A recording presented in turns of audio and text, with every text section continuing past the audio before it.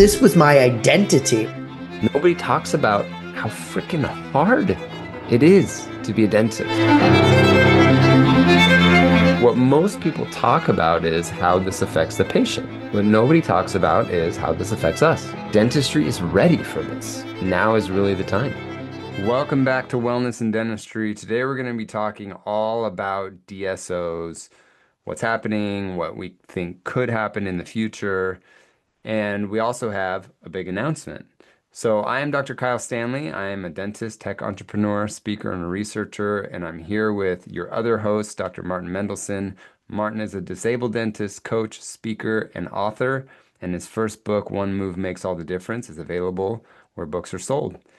And together, we've helped thousands of dental professionals pursue wellness in dentistry. And to start off today, our big announcement is that we are doing our next LightSide Live course on April 10th and 11th. I get the dates mixed up. In Dallas at the MB2 Center. So we are super excited because our last one was in, I don't know, maybe summer of last year. So it will have been a good amount of time before our next one. And what's cool about this one is that it's strictly for MB2 doctors or doctors that are part of the Carabelli Club, Yep. which I might as well just say now. The Carabelli Club is really a buying group. It's like if you want to get a lot of the advantages of being in a DSO, like reduced pricing on things, special deals that most people don't get because you're just buying one and they're buying 1,000. The Carabelli Club is a way to not be involved with a DSO, but still get all of those deals. We joined this for my own practice, and we're on track to save about $20,000 this year, and that is no BS.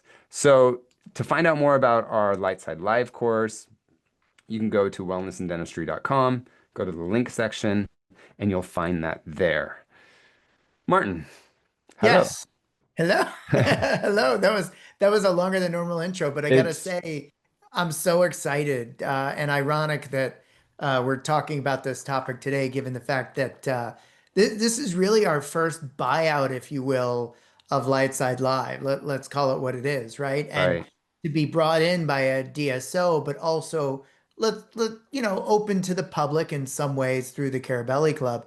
Yeah. I think really speaks to what MB2 stands for, but just also the role that mental wellness needs to play within dentistry, right? So, Yeah, this is something that Martin and I have been trying to get any type of group practice, whether it's individually owned or owned by a corporate entity, to do and understand that mental health is important mhm. from your bottom line, from a Yeah, financial standpoint, not just like a woo-woo, oh, everybody feels good standpoint. yep, Because today we're talking about DSOs. I think one of the biggest problems of DSOs is the turnover. yeah, You have doctors that come out of school, they need a job, they get a signing bonus, they work there, and they're there for 2 years, and then maybe they start their own practice or they go to a practice that's they move, they something changes. And you and I hear from these DSO executives like it's so hard to reteach everybody and do this.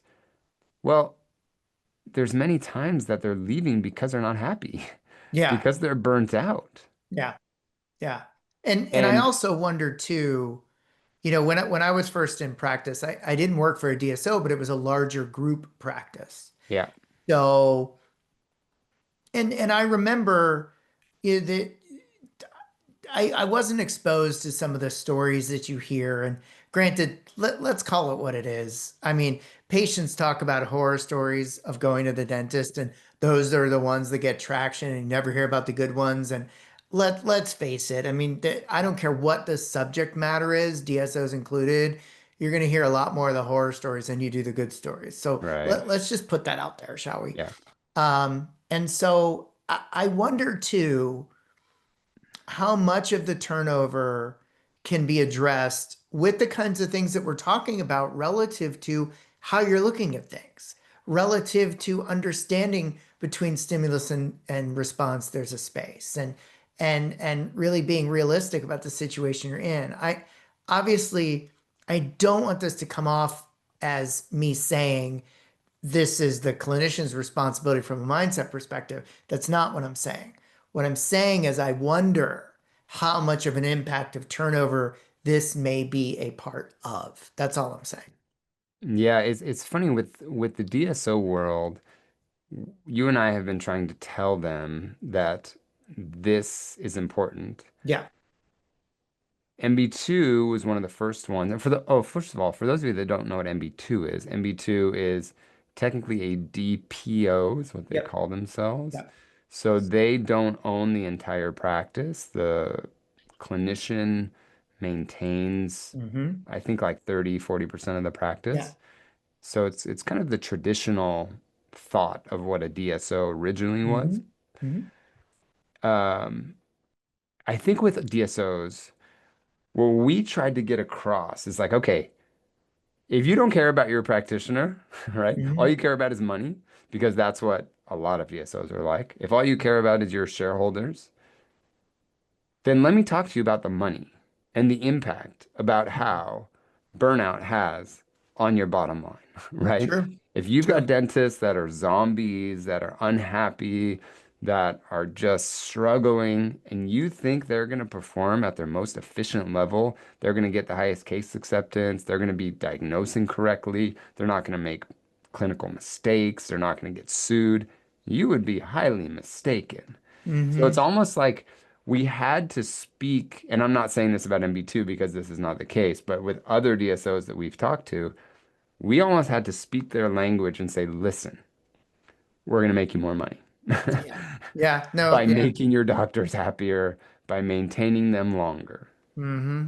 Absolutely. I just had a thought. It just flew out of my head though. We were talking about shoot, we were talking about I don't know. It just flew out of my head, damn it. That's okay. Um With the DSO world, let's talk a little bit of history about the yeah, DSO yeah. world. I think DSOs came from a good place. Yeah. And the good place is we doctors we want to focus on clinical dentistry. Mm-hmm. We were never trained on doing business. We were never trained on HR, on payroll, on staff management. We don't know how to maximize our COGS and our efficiency. We're terrible at that stuff because we Mm-hmm. never learned it. Yep. So why don't we have someone come in and do all that stuff? Yeah. We'll focus on clinical dentistry. Now, that was the original idea, and I think it came Mm-hmm. from a good place. I think it went to a place, especially in the last maybe 5 years, where it became so revenue driven Yeah. that this is where you get all the negative aspects of it. Yeah. And I am neither super for DSOs or super against DSOs. I think it's more about the nuance is how do they treat their clinicians? Mm-hmm. Are they telling doctors how to treatment Yeah. plan, because we've Yeah. heard these stories before. And I'll tell you, my brother is a part of MB2. He has two practices with MB2. He's very happy. And Yeah. I know you have some friends too Yeah. that are, I have some really close friends that are completely spear trained. They've taken every workshop Spear has to offer. They offer comprehensive care.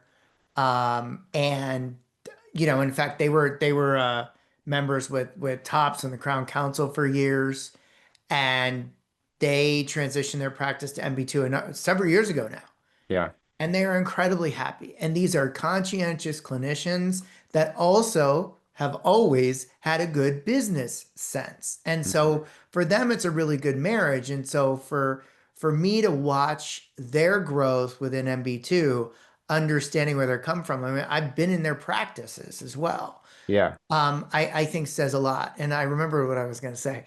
Um, where I always go to relative to DSOs, particularly as it relates to the pressure of treatment planning, the pressure of case acceptance.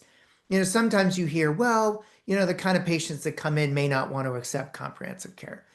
You know what I always go to? I go to the market data around the patients who present to the implant centers for implant retained dentures, teeth in a day, as it used to be called.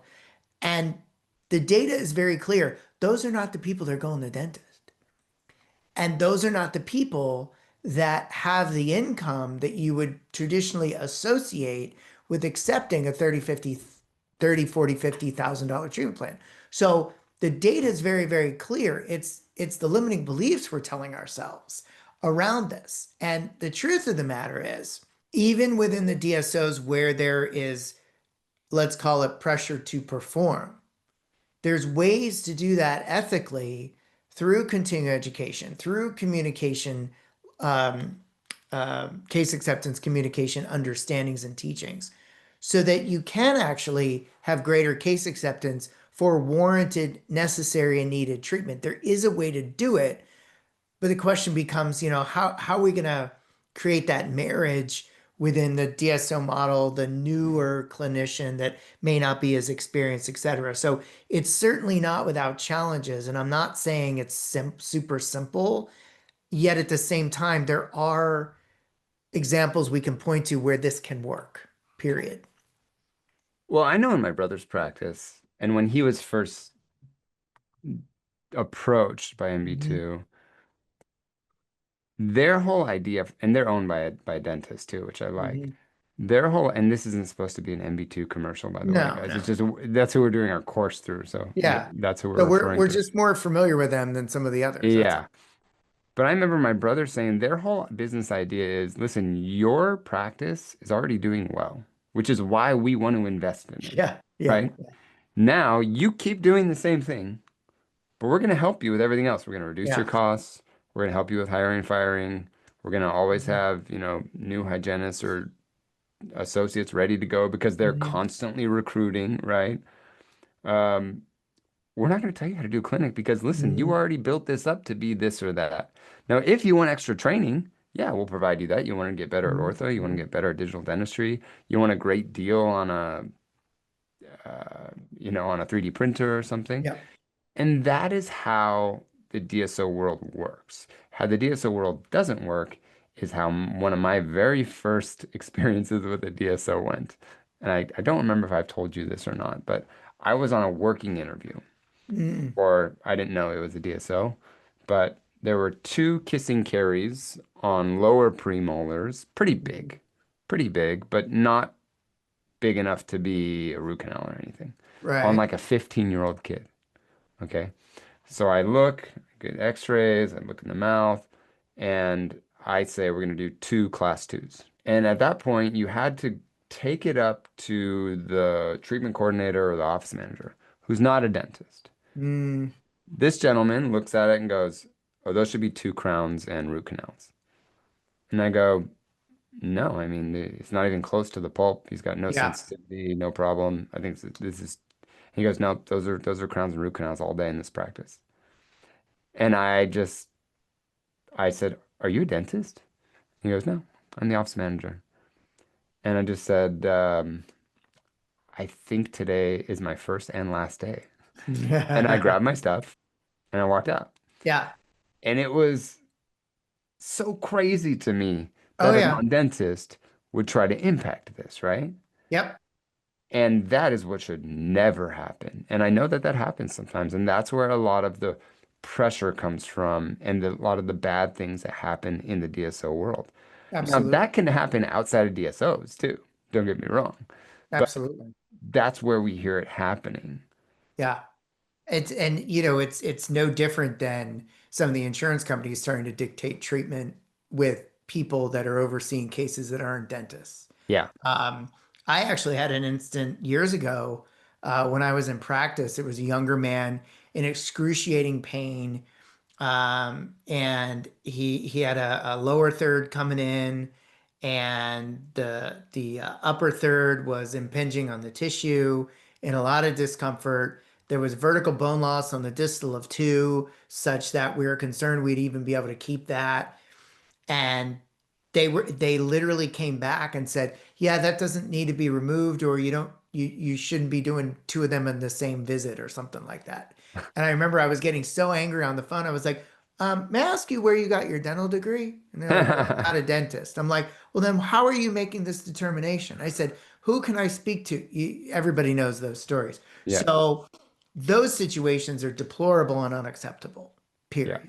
And frankly, likely illegal, Hmm. because what they're actually doing in the case or scenario that you described in particular is they're diagnosing. Yeah. Can't do that without a license. You can't do that without a dental license. That's right. Yeah. So, Now, I'd like to talk a little bit about the business aspect of DSOs because people have some questions about this, and hmm I have some experience with this being in the investment world and the tech hmm world and that kind of stuff. Is that pretty much 30, 40 years ago, people looked at the dental world and went, "Oh wow, there's a ton of money to be made here." mm Like we have people that are making good money and they're not even running good businesses. Right. So we could take these businesses, grow them, then package them and sell them at a very high multiple. hmm And that's really what's gotten, I think, to the extreme now is that the whole idea of what people are doing with private equity is I'm going to build 5 practices or 10 practices, or I'm going to acquire 5 practices or 10 practices, and then I'm going to sell them up to another private equity. And it just kind of keeps happening, keeps rolling up and keeps rolling up. So I buy 10 from this one, I buy 10 from this one, 10 hmm from this one. All of a sudden now I have 100. Now I sell these 100 for an even bigger multiple. So that's what's been happening on the investment side.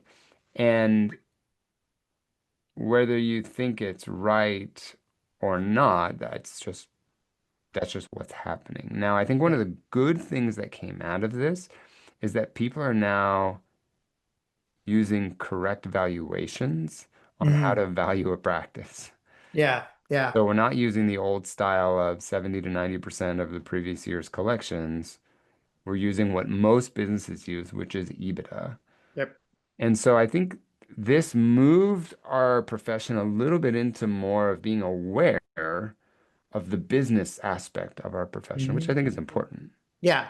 And, you know, I think too, we also need to kind of check ourselves. And what I mean by that is you see all over social media folks in private practice railing against DSOs. And from my perspective, if you're not in one, who cares? Right. I mean, now you could argue they're taking business away, blah, blah, blah. Well, your patients don't know anything in large part about clinical care. And so if you're losing patients to anybody, whether it's a DSO or not, the question you need to ask yourself is, what was their experience like? And so there's so many people getting so riled up and they're getting caught up in what's going out, or excuse me, going on, quote, out there versus worrying about what's going on in here, meaning your own Yeah. practice. Like between stimulus and response, there's a space. And so when we focus on things we can control, that's when we make forward movement. And so I couldn't help myself at this point to just say, stop the madness relative to worrying about all this stuff. Because at the end of the day, if you're not in one, who cares? Yeah, it's Stephen Covey, focus on what you can Yeah. control, circle of influence. What I believe will happen over the Mhm. next 10 years with the DSO world is that it's going to take out the middle class of dentistry. What I mean by that is you will have practices like mine that Mhm. are expensive, Yep. slow, and high touch in their customer service, let's say. Yep. You will have the DSOs, which I'm going to generalize here, are lower touch, lower cost, right? And you get rid of that middle class, which is kind of like what my dad's practice was, which Mhm. is fair prices, good work, Yeah. not podium level work, Yeah. but good and good enough for the average person, and the average Yep. person can kind of afford it. I think what it, and that I think is a bad thing that comes out of the DSO world Mhm. is because that sector is a huge amount of people that want Yeah. that. Sure. And so what will happen is most people's first visit, they'll go down, they won't go up. So they'll go down to that fast and cheap Mhm. dentistry, and they won't have an opportunity to go to the middle. They'll have to go up to a practice like mine. And honestly, most people can't afford that kind of Right. dentistry, even if that's what they would like. Hmm. And that's, I think, one of the negative parts about it. Yeah.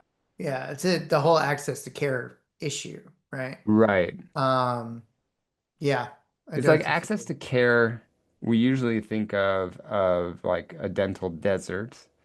You know, you're in the That, middle of Montana where there's two yeah, dentists within two yeah, years, yeah, or sorry, within 2 hours. But this is more access to the right care for the right patient, for yeah. their I think of not it just as, financial needs, but awareness. You know what yeah, I'm saying?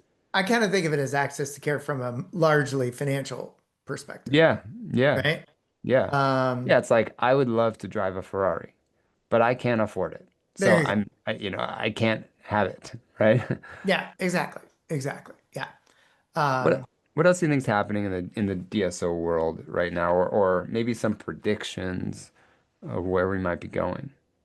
um, I mean, to some degree, you could also argue that with the turnover, that a lot of the DSOs are functioning as quasi residencies, which is, a good or bad thing depending on which element of that discussion you're in. But actually, a really good buddy of mine, you know, pun intended, cut his teeth on working at a large DSO. Yeah. And he was actually making quite a bit of money. Hmm. And because he had eyes on a different way of life, you know what he did with that money? He took Mm. every workshop at Spear in a year and a half. Wow.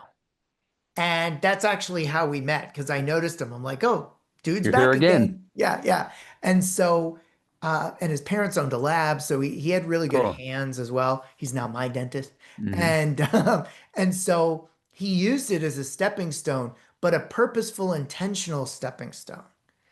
And I wonder, how many more people could benefit? Again, this is a mindset thing, right? Plain and simple. He was like, I'm here to gain experience, to use the financial resources to be able to launch my own practice. And he's been in his own practice now for quite a while. I love Uh, that story because when I got out of school and I was working for at one point like 10 or 15 different practices that's because I was amazing. one day here, 2 days Yeah. here, every other Thursday here because I was doing a lot of specialty work. Our head of oral surgery at the time when I was in dental school uh, worked for a DSO before he started his practice. So like just Mhm. recently he had started a practice in Beverly Hills. And I remember him saying, "This is your fifth year of dental school. Think about Yeah. it as your fifth year of dental school. Yeah. This is where you make your mistakes. This is where you learn." And it was a big mindset shift for me. And I Hmm. love that idea of, and I've kind of passed that on to a lot of people that I've mentored now too, is these next, let's say 2, 3 years that you're going to be working for a DSO or maybe not for your own practice, this is where you figure out what instruments do you like, Yeah. how the scripts that you hear other people talk to their patients about, the practice management system that you like. That was what was great for me when we started our practice. I had worked in 10 or 15 different offices. I used EagleSoft and Yeah. Dentrix Yeah. and Carestream, and I Yeah. used everything so I knew what implants I liked, what materials I liked, this type of topical. I got little scripts that I would hear more senior doctors how they talk to patients about extractions, kind of Hmm. created my own little scripts for that. Yeah. I think you're exactly right. If you can use it as a residency program, a paid Hmm. residency, Hmm. Hmm. it can be really helpful. Yeah. And coming in knowing that more than likely this is not my permanent job. Yeah. I'm gonna be here for 1 to 3 years, Hmm. and I'm going to go in and try to learn as much as I can. It Yeah. may be challenging because I can't pick my materials. It may Yep. be challenging because I don't have the autonomy to decide how long I take for a crown. Hmm. Hmm. But I know that coming in, and I'm going to control what I can control, which is my mindset. Yeah. And I'll give you another analogy or a metaphor, if you will, because regardless of your feeling on DSOs, I'm sure we're all in violent agreement that the train's left the station, right? Yeah. Yes. So the analogy I want to talk to, and having had a lot of experience in this area, is how a surgical specialist views his or her referral base placing single implants Hmm. as a specific example. Okay. Those that realize the train has left the station and they're going to do it anyway, meaning the restorative dentist is going to do it anyway, and they step into a mentorship role versus a competitive role, Yeah. guess what happens? They're the ones that thrive. Bingo. And I've seen it over and over and over again. And Same. this isn't on a couple practices, this is on hundreds. Yeah. And those that buck against the reality are the ones that suffer most and have the poorest relationships. Yeah. And so, again, what was it? It was a mindset shift relative to, you know what? Trains left the station, nothing I can do about it. If I engage and interact in a deeper, more mentorship capacity, I am going to be helping these people provide better care, which is great for the human beings that we call patients. And by doing so, not always, which I'll get to in a second, they will then refer the more complex cases, which is what happens. Now, Yeah. do you know what also happens? There are some jerks out there, and those live in every walk of life that take advantage of that. Yeah. And every single time that I've helped a surgical specialist through that difficult time, we get very honest with ourselves and we say, okay, this really sucks. They're a yutz. They shouldn't have done it. And at the same time, let's get real. What percentage of your referral base would do this?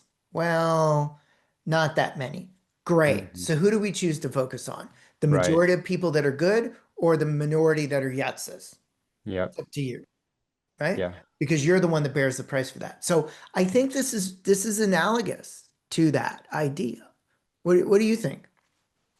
I agree. I used to be very anti-DSO. I'm less so now. I'm much more Mhm. nuanced in my, well, tell me more about this Yeah, DSO. yeah, Right, yeah. right, right. Totally. I used to be like DSO, everybody's bad. Hmm. And I'm not now DSO, everything is good. No. I'm more about, well, tell me more. And I think this came from me getting in the tech world. And with my company, Pearl, we were integrating with a lot of Mhm. smaller DSOs, maybe 9 practices or 50 Mhm. practices or 100 practices. And I started learning some of the nuances and realizing which ones are the good ones, which ones are the bad Yeah. ones. And then realizing like there are some that do incredible work. Oh, yeah. And it's just like a great business. It's a great Absolutely. business. They do incredible work. And there's some that are really bad and are Yeah. forcing treatment on Yeah. doctors and that you have to produce this much. And if you don't, you better find that dentistry somewhere and you get over Hmm. treatment. And that's what gives everybody a bad name. But I started learning more of the nuance and I've become more educated about it is Yeah. really what it is. Because Yeah. I was really what's the word when you're like uneducated about something? Ignorant. Ignorant. Yeah, I was ignorant to it. Yeah. Well, and here's something else I'll say, which is something you and I have in common, which is probably why we get one of the many reasons why we get along so well, which is we've both been, well, you are currently the liaison to a lab. Right. And we've seen firsthand there's good, great, and really shitty dentistry out there. In And every it's practice, in every every practice, style of practice. yeah, and it's not coming from just one type. No. And, there were some cases that I saw in my tenure, I know for you as well, where it really bothered you so that, to the point that you were thinking about it at the end of the day because it Yeah. was that bad. Yeah. And and that's just reality. And it's Hmm. not from one single source. So I think, we need to get over our very staunch opinions. I'll give you a different example. Back about 20 years ago, people were all up in arms about, quote, foreign dental labs. Hmm. When the reality is that some of those dental labs were actually doing better work than the ones here in the States. Right. Right. So, it's kind of a universal truth, Well, folks. I mean, we brought a Brazilian Yeah, technician to yeah, practice in-house with us yeah, because he was so damn good. yeah, Right? yeah. I know some Japanese technicians that are just incredible, some Spanish technicians that are incredible. I Mhm. mean, every walk of life, you can't generalize. Oh, 100%. And dentists are the same, DSOs are the Yeah. same. I have a really good friend named Mary Burke, and she's mostly retired now, but she was very big in the lab space for lean manufacturing and compliance and ISO and all those things. And I will never forget, this was around, well, this was about 15 years ago, 2010-ish, where she started getting clients in China. And I remember she came back and we went to dinner and she looked at me and she said, Martin, these labs are gorgeous. She said they're modern, they're clean, they're full of all the latest technology. Their QC, quality control, is exceptional. She said, people just don't have the right understanding here about what's going on over there. And so Yeah. it really made an impression upon me. And this is a woman who's been in more labs than probably any human on the planet. It So, reminds me of when I decided that I was going to go to Brazil to do my mhm. residency. And I would tell some of my professors at USC, and they would go, "You're going to Brazil to do Yeah. like, why would you go to another country?" Yeah. And it's like, we have the best schools Yeah. here. We have the best Yeah. residencies here. And I was like, you know that Dr. Brannemark teaches in Brazil, right? The guy that invented implants. Yeah. You Yeah. think Yeah. they might know a little bit about this? God. And it is, it's like they just had the blinders on. Like, Yeah. America has everything that's the best. And you travel around the world, you see some incredible dentistry, I'll hmm tell you. hmm And Yeah. that's how we have to think about DSOs too, is that I would encourage anybody listening to not blanket state that DSOs are bad and not blanket state that DSOs are good. It's like Yeah. anything else. It's like Beverly Yeah. Hills. People think, oh, Beverly Hills, like all these amazing dentists. No, we have incredible dentists, like, my partner, Matt Najad, and we have shitty dentists Oh that yeah. are scary Oh yeah. and utilizing the marketing of quote unquote Beverly Hills to get patients in. It's the hmm same thing with DSOs. Absolutely. Absolutely. So how would you say we can encapsulate today's chit chat? Having the awareness that DSOs have left the station, like you hmm said, hmm they're a part of us. Yep. Let's focus on what we can control. This is for hmm people that are in or outside of DSOs. And I would say let's support our colleagues Yeah. because you hear a lot like, oh, well, I sold part of my practice to a DSO or I sold to a DSO, and everyone's like, you're ruining our profession, you know? Yeah. Yeah. I Yeah. think let people have autonomy, and hmm people may, crucify me for saying that, but it's their practice. It's what they want Yeah. to do. What they Absolutely. do is their business, and let's be curious about it instead of judgmental. Sure. Absolutely. Yeah, I feel very similarly. I focus on I remember MC's Manchi used to say this all the time. Are you going to focus on the world economy or your practice economy? Hmm. And Hmm. even if you look at the data of dentistry during the downturn of 2008-ish, we did quite well in reference to the larger economies of the Yeah. world. And so it, how you look at these things, which then therefore color your actions and precede your actions, is actually really important and really impactful. And so I mirror everything that you just said, supporting our colleagues. And even for those, though, because as you were talking, I was hearing a devil's advocate in my head about, well, but if everybody sells to a DSO, then I'm going to have to sell to a DSO, et cetera. And I don't know if that's so true either. One of my clients just celebrated his first year in practice that he bought out of a residency in outside a major metropolitan city in the United States. He's a fee-for-service practice and is doing quite well. And so there's a lot of opportunity out there. Well, I think the more DSOs there are, the more value a private practice has. I would agree with that. Yeah, because if you're looking to sell to a private entity, well, they're not going to be looking in other corridors, shall we say. So Yeah, if now all of a there's sudden, McDonald's on every yeah, corner, yeah, but you are the yeah, farm to table yes, artisan restaurant, yeah, there's going to be a market for that. totally, totally, totally. No, I agree. Well, if you guys want to come hang out with us on April 10th and 11th in Dallas, and you're not a part of MB2, the way to get in is to become a Carabelli Club member. Yep. And with me, if you join with my link, you get a lot of money off. So the link will be in the show notes. Click that link, check it out. Like I said, my practice is saving over $20,000 this year. And I think your first year you pay something like 1,500, 1,600 bucks. So Martin, if I gave you, or if you gave me $1,500 and I gave you $20,000, Yeah, would yeah. you do that deal? Well, it's funny you mentioned that because, in my business, I'm investing in myself all day long. Yeah. And I always look at ROI. And look, that's ROI, right? Yeah. And it's also proven ROI relative to other people's experience. This isn't a new thing, and No. you have to buy stuff anyway. So why would you Yes. buy stuff at a lesser cost? I mean, Right. pretty simple. Yeah. Well, we hope to see you guys April 10th and 11th, and we'll see you next week on Wellness and Dentistry. Take care.